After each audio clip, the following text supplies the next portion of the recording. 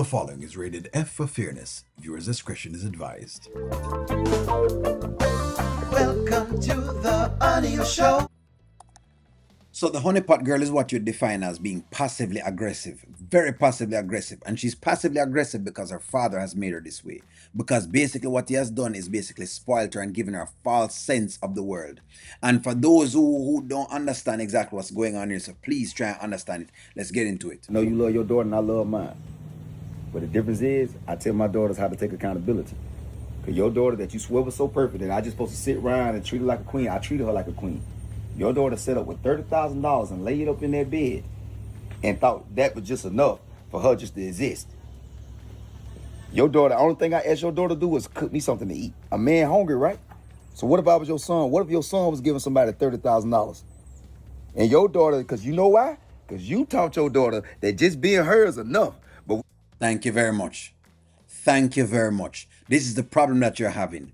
Because me exist, it is everything. Because I exist, as if me can't find another one basically out there. That is correct. This is how you teach your daughter. You teach your daughters, listen man, bring value to the world and don't just exist or else people will be able to use you. both know that's a lie. And that's one thing my mama taught me before she left this earth. Don't matter how handsome or whatever you think you got, cool or whatever, man, I work like I'm ugly. Ain't nobody gonna outwork me because I know this world ain't gonna give you nothing. The world give you something without working, man. Hey, man, it's a lot gonna come with that. And your daughter, because you taught her, baby, you enough. You just exist. That she good enough. Thank you very much.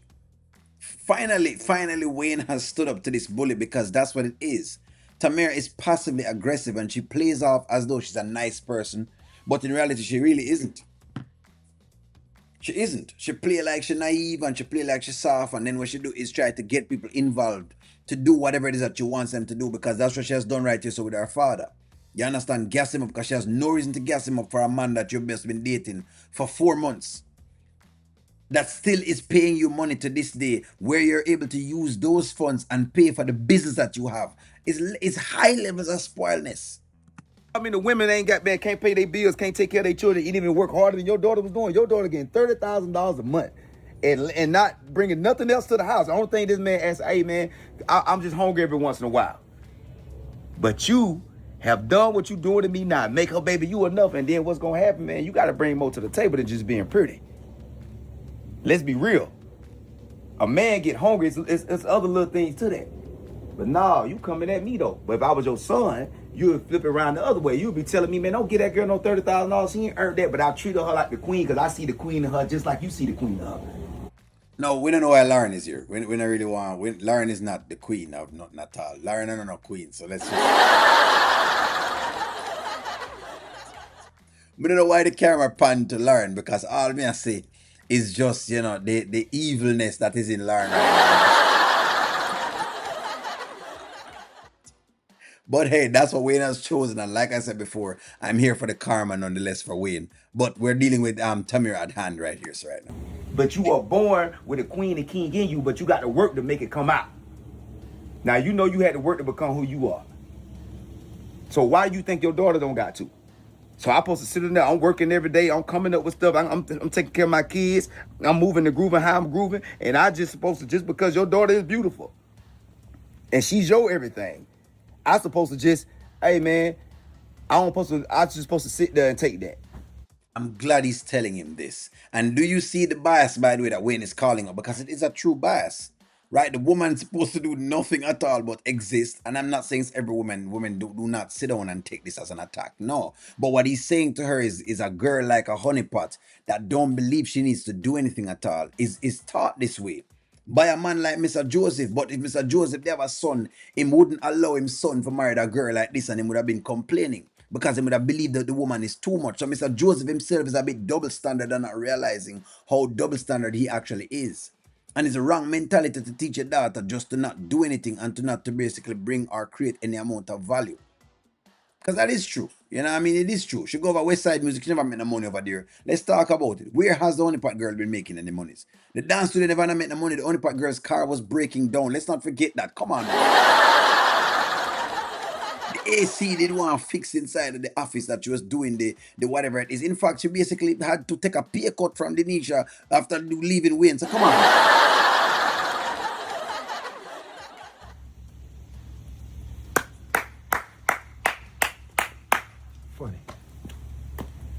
You think what I was talking to you is a game, huh? You better find something else to play with, man. You know what you did? You taught your daughter to do the same thing. She crashed out just like that because you don't got nothing else to say.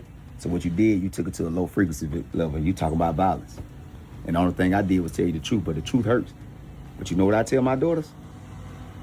You ain't just gonna keep a man just sitting there.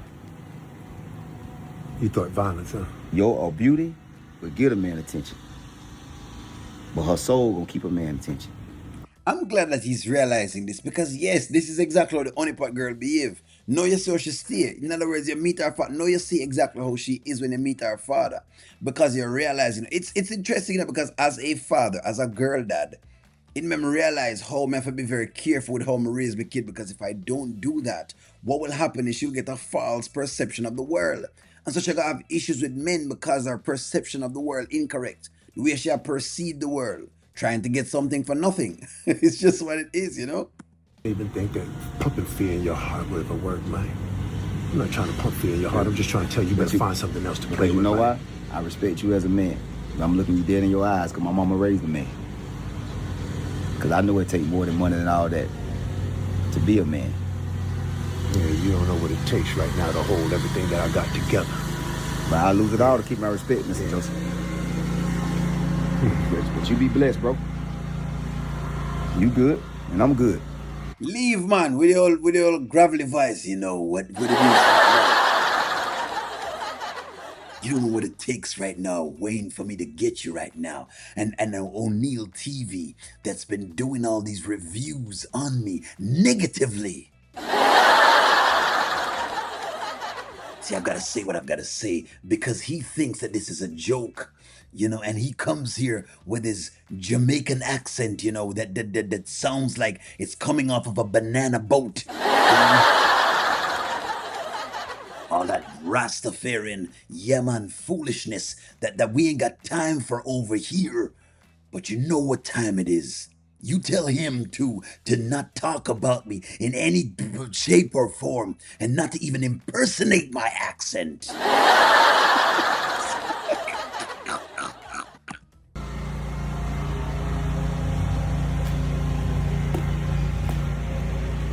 God bless you.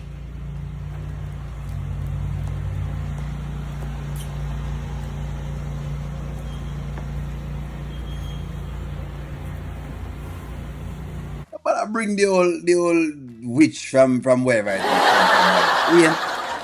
from. Wayne, we're just talking about you and Mr. Joseph. We're not talking about the witch. We're not interested in the witch right now. You understand? We're not interested in the scammer.